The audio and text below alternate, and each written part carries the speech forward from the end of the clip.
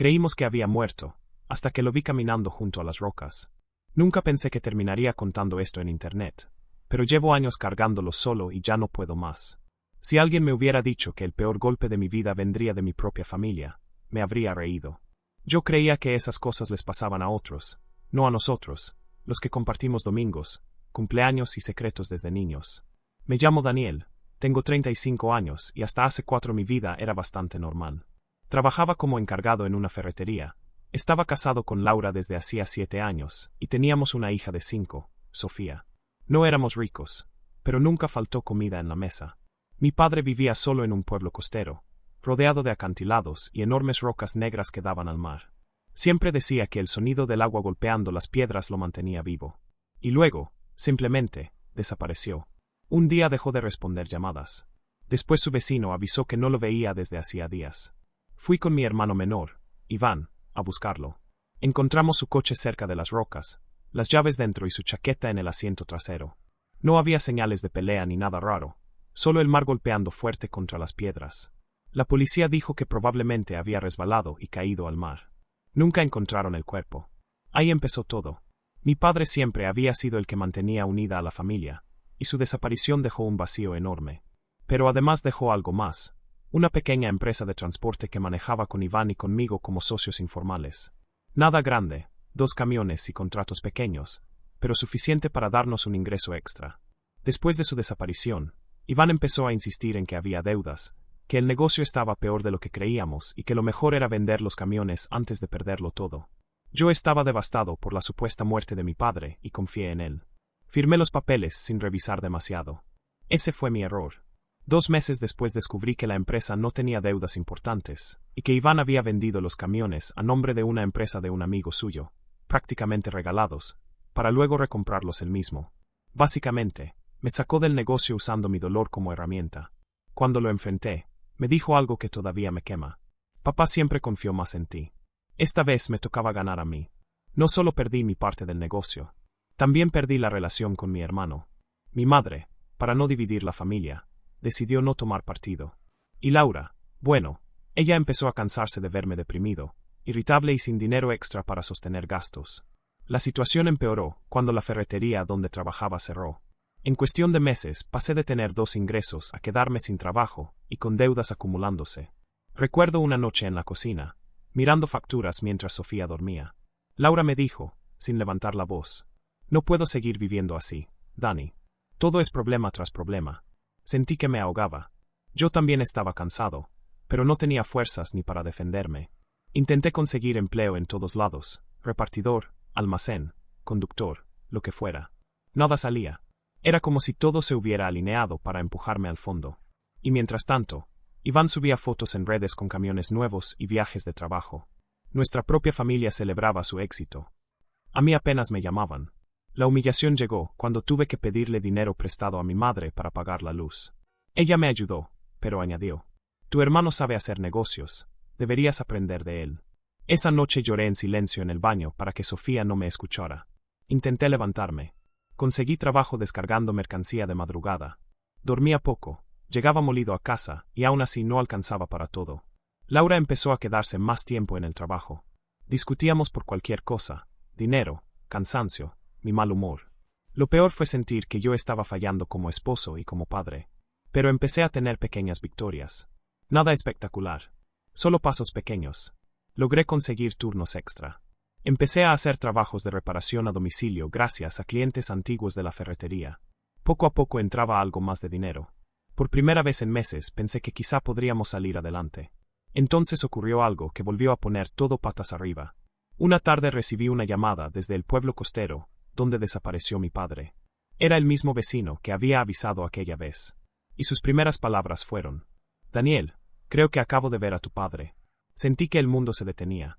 Pensé que era una broma cruel o que el hombre estaba confundido. Pero su voz sonaba seria, incluso asustada. Dijo que lo había visto caminar cerca de las rocas.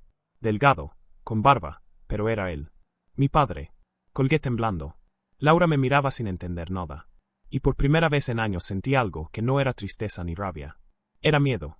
Porque si mi padre estaba vivo, entonces todo lo que ocurrió después de su desaparición podía cambiar. Y no todos iban a salir bien parados. Conduje hasta el pueblo esa misma noche. No quise esperar al día siguiente. Laura intentó convencerme de que fuera por la mañana, pero algo dentro de mí decía que si no iba en ese momento, desaparecería otra vez. El viaje duró casi 3 horas. Todo el camino iba imaginando escenarios, que era un error, que alguien se parecía, que el vecino estaba confundido. Pero también imaginaba algo peor, que mi padre había decidido irse y abandonarnos. Llegué de madrugada. El pueblo estaba casi vacío, solo el sonido del mar y el viento golpeando las casas. Fui directo a la casa de mi padre. Seguía cerrada, igual que cuando la policía la dejó. Toqué por pura inercia, sabiendo que nadie iba a responder. Nadie respondió. Entonces fui hacia las rocas. Ese lugar siempre me había dado respeto, incluso de niño. El mar chocaba con violencia, levantando espuma blanca que parecía humo bajo la luna. Y allí lo vi, sentado sobre una piedra grande, mirando el mar, con una chaqueta vieja y la barba crecida. En ese momento dudé. Parte de mí quería salir corriendo y abrazarlo. Otra parte quería darle un golpe por hacernos pasar por su muerte. Me acerqué despacio. Papá. Se giró lentamente. Sus ojos se abrieron como si hubiera visto un fantasma. Dani. No lloré. No pude. Solo sentí una presión horrible en el pecho. Estás vivo. Fue lo único que pude decir. Se quedó callado unos segundos, y luego respondió algo que nunca olvidaré. Necesitaba desaparecer. Sentí una rabia tan fuerte que tuve que apretar los puños. ¿Desaparecer? ¿Sabes lo que nos hiciste pasar? Pensamos que estabas muerto. Bajó la mirada. Lo sé. No, no lo sabes. Mamá se vino abajo. Iván y yo casi nos matamos por el negocio. Mi matrimonio se está yendo al carajo. Y tú estabas aquí sentado viendo el mar. Su voz salió cansada, más vieja de lo que recordaba. Estaba arruinado, Dani. Endeudado hasta el cuello. La empresa iba a quebrar, y no quería arrastrarlos conmigo. Ahí algo no encajó. Iván dijo que había deudas, pero luego descubrí que no eran tan graves. Mi padre levantó la cabeza, sorprendido. ¿Cómo que no? Le conté cómo Iván había vendido los camiones y se había quedado con todo. Mi padre me escuchaba con incredulidad, como si cada palabra fuera un golpe. No puede ser. Yo dejé todo preparado para que siguieran trabajando juntos. Y ahí entendí algo que me heló la sangre. Iván había mentido. Aprovechó la desaparición para quedarse con todo. Mi padre se quedó en silencio largo rato. Pensé que si desaparecía, ustedes podrían vender todo y empezar de nuevo sin cargar con mis errores. Pues funcionó de maravilla, le respondí con amargura. Perdimos el negocio, y la familia también. Nos quedamos mirando el mar sin hablar. Después de unos minutos, dije lo que llevaba horas pensando. Tienes que volver. Negó con la cabeza. No puedo. Claro que puedes. Daniel, legalmente estoy muerto. Cobraste seguro. Se hicieron trámites. Volver va a traer problemas. Y ahí llegó el primer giro que no esperaba. El seguro. El seguro de vida de mi padre fue lo que permitió a mi madre pagar deudas y mantener la casa. Yo ni siquiera había pensado en eso en medio del caos. Si él volvía, podrían acusarnos de fraude. Me senté en una roca, sintiendo como todo volvía a derrumbarse. Entonces, ¿qué? ¿Te quedas escondido para siempre? Mi padre se pasó la mano por la cara. Solo quería asegurarme de que estuvieran bien antes de irme lejos. Solté una risa amarga. Pues no lo estamos. Le conté todo, mi despido, las deudas, la pelea con Iván, las discusiones con Laura. Mientras hablaba, sentía algo extraño, como si volviera a ser un niño reclamándole cosas. Por primera vez vi culpa real en su rostro. Lo siento, hijo. Quise abrazarlo, pero no pude. Todavía estaba demasiado herido. Nos quedamos hablando hasta que amaneció. Al final, acordamos algo. Él se quedaría unos días más en el pueblo, escondido, mientras yo pensaba qué hacer. No podía simplemente llevarlo a casa sin considerar las consecuencias legales y familiares. Volví agotado, con la cabeza hecha un desastre. Laura me esperaba despierta. Y era él. Se quedó pálida. Le conté todo. Pensé que se alegraría, pero su reacción fue distinta. Daniel, si vuelve, todo se complica. Tu madre podría tener problemas, tú también. ¿Entonces qué? ¿Lo dejo viviendo como un fantasma? Laura suspiró. No lo sé. Solo digo que pienses en Sofía primero. Por primera vez sentí que tenía que elegir entre mi padre y mi propia familia. Los días siguientes fueron un caos mental. Apenas dormía. Trabajaba de madrugada, y durante el día intentaba resolver qué hacer. Y justo cuando creía que no podía complicarse más, recibí otra llamada. Esta vez era Iván. Hacía meses que no hablábamos.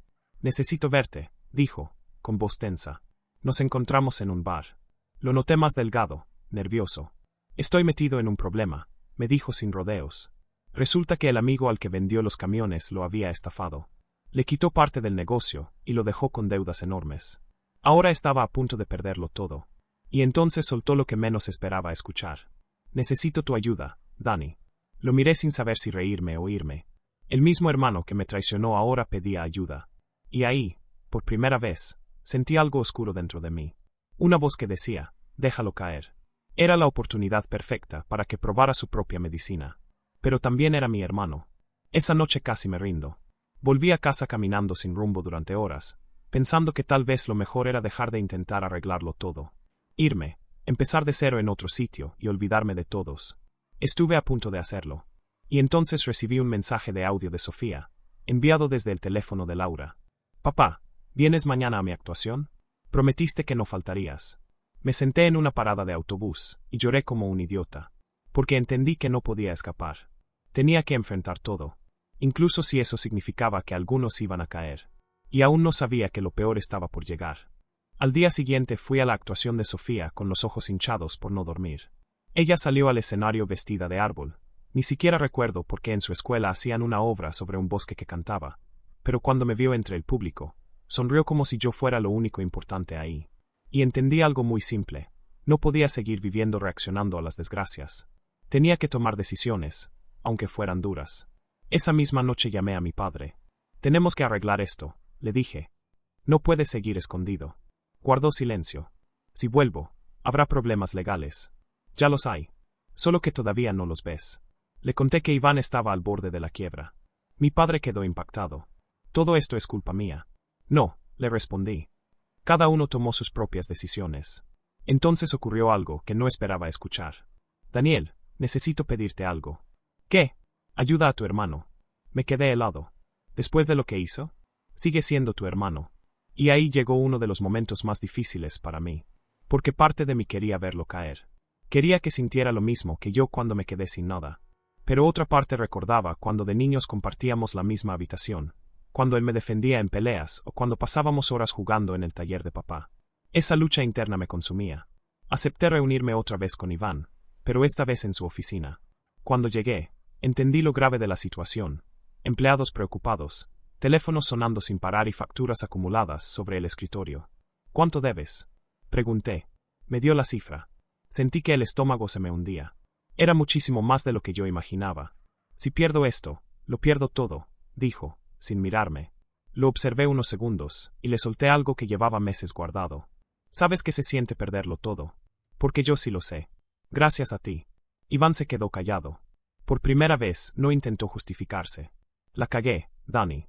No hubo excusas. Solo cansancio. Y ahí apareció el momento moralmente ambiguo de esta historia. Yo tenía una carta fuerte.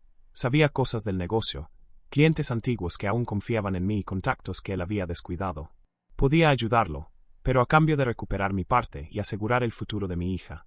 Era ayudarlo, sí, pero también aprovechar su caída. Durante horas discutimos condiciones. Fue casi como negociar con un extraño. Al final le dije, te ayudo, pero vuelvo al negocio como socio. Todo por escrito. Dudó, pero estaba acorralado. Aceptó. Salí de esa oficina sintiendo una mezcla rara, alivio y culpa. No era el héroe de la historia. También estaba pensando en mí. Durante las semanas siguientes trabajé como loco otra vez. Conseguimos recuperar algunos contratos y renegociar deudas. No fue magia ni éxito inmediato. Hubo días en que parecía que no lo lograríamos. Y entonces llegó el golpe inesperado. Una tarde llegué a casa y encontré maletas en el salón. Laura estaba sentada, seria. Necesitamos hablar. Supe lo que venía antes de que hablara.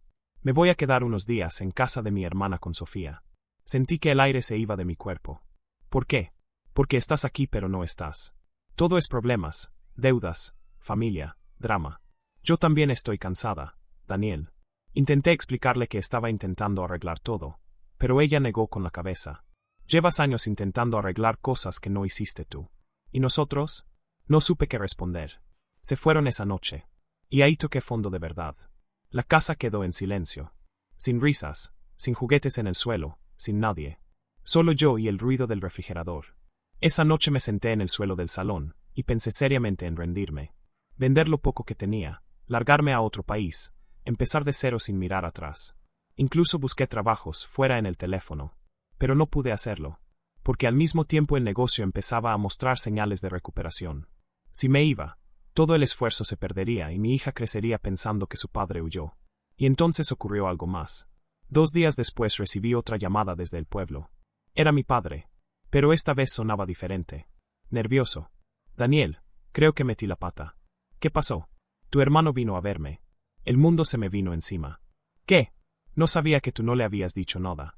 Me vio en el pueblo. Me siguió. Sentí un frío recorrerme la espalda. Si Iván sabía que papá estaba vivo, todo podía explotar. ¿Qué quiere? Pregunté. Dice que necesita dinero, y que si no lo ayudo, va a contar todo. Me quedé en silencio. Mi propio hermano estaba dispuesto a usar la muerte de nuestro padre como chantaje para salvarse.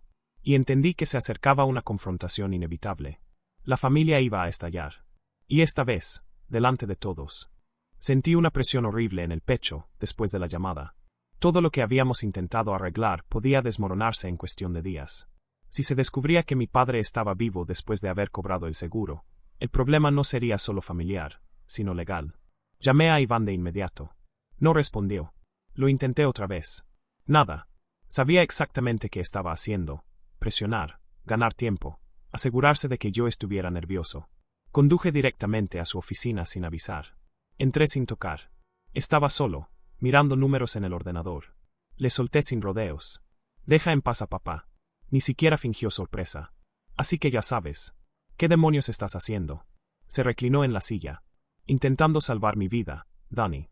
Igual que tú. Sentí como me hervía la sangre. ¿Chantajeando a tu propio padre?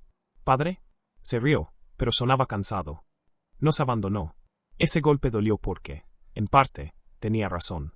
Desapareció, sí, pero no tienes derecho a hundirnos a todos. Iván me miró fijamente.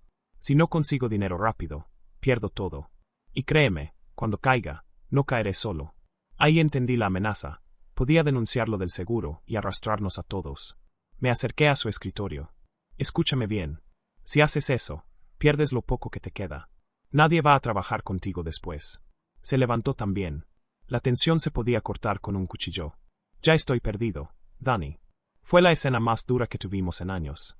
Todo esto empezó cuando papá decidió huir, continuó. Tú siempre fuiste el favorito. Yo siempre fui el segundo. Esta era mi oportunidad. Tu oportunidad de joder a todos. Y entonces gritó. Yo también estaba cansado de perder.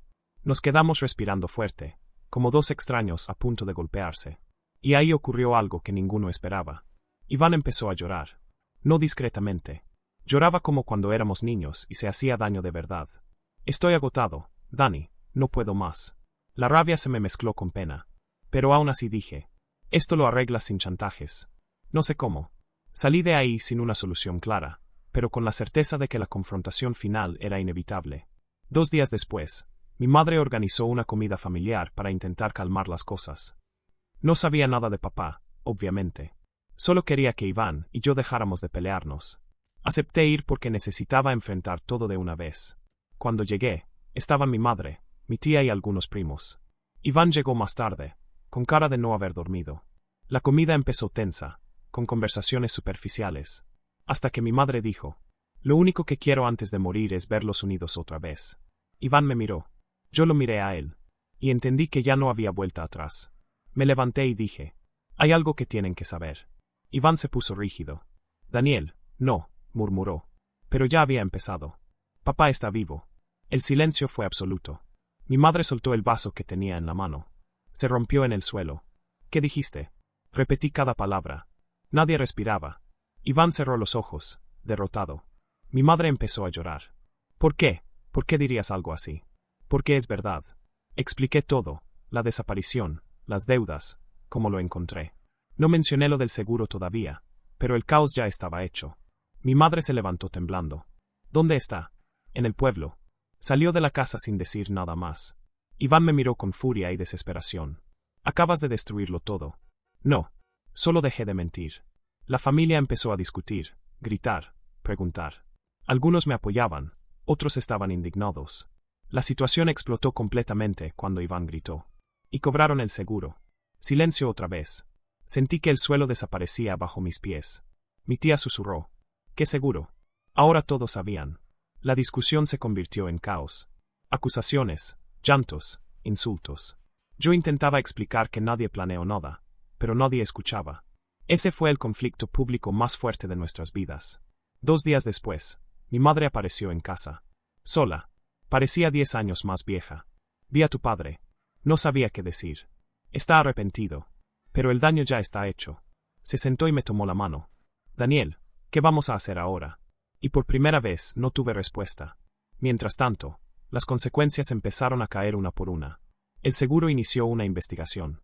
El negocio de Iván quedó aún más inestable cuando los rumores comenzaron a circular. La familia se dividió en bandos. Y Laura, todavía no regresaba con Sofía. Todo estaba en ruinas. Pero, curiosamente, por primera vez sentí que al menos ya no vivíamos en una mentira. Y aún faltaba enfrentar lo más difícil, decidir si esta familia todavía tenía arreglo, o si era mejor dejarla romperse del todo. Las semanas siguientes fueron las más tensas que recuerdo. No hubo explosiones grandes, sino un desgaste constante, como una gotera cayendo todo el tiempo sobre la misma herida. La aseguradora empezó a llamar. Querían declaraciones, fechas, explicaciones. Mi madre estaba aterrorizada. Iván apenas dormía. Yo vivía entre el trabajo, abogados y el intento desesperado de que Laura me contestara los mensajes. Una tarde fui al pueblo para hablar con mi padre cara a cara otra vez. Esta vez no estaba escondido en las rocas. Estaba en la casa, sentado en la cocina, como si nunca se hubiera ido. Entré y lo primero que dijo fue: arruiné sus vidas. No lo contradije. Nos sentamos frente a frente en silencio. La casa olía igual que siempre, café y humedad del mar. ¿Por qué no volviste cuando viste que todo iba mal? Le pregunté. Suspiró. Al principio pensé que ustedes estarían mejor sin mí. Luego tuve vergüenza. Y después, miedo. Era absurdo y humano al mismo tiempo. Le conté todo, la investigación, las peleas, el estado del negocio, Laura llevándose a Sofía. Cada frase parecía hacerlo más pequeño. Voy a entregarme, dijo de repente. Lo miré sorprendido. ¿Qué? Voy a decir la verdad. Que fue mi culpa. Ustedes no planearon nada. Sabía lo que eso implicaba. Podía enfrentar cargos por fraude. Quizá no prisión, pero sí multas enormes y problemas legales serios. No tienes que hacerlo solo, le dije. Sonrió débilmente. Ya los dejé solos una vez. No voy a hacerlo otra. Por primera vez desde que reapareció, sentí que volvía a ser mi padre. Mientras tanto, ocurrió algo inesperado que cambió el rumbo de las cosas. El negocio empezó a mejorar de verdad.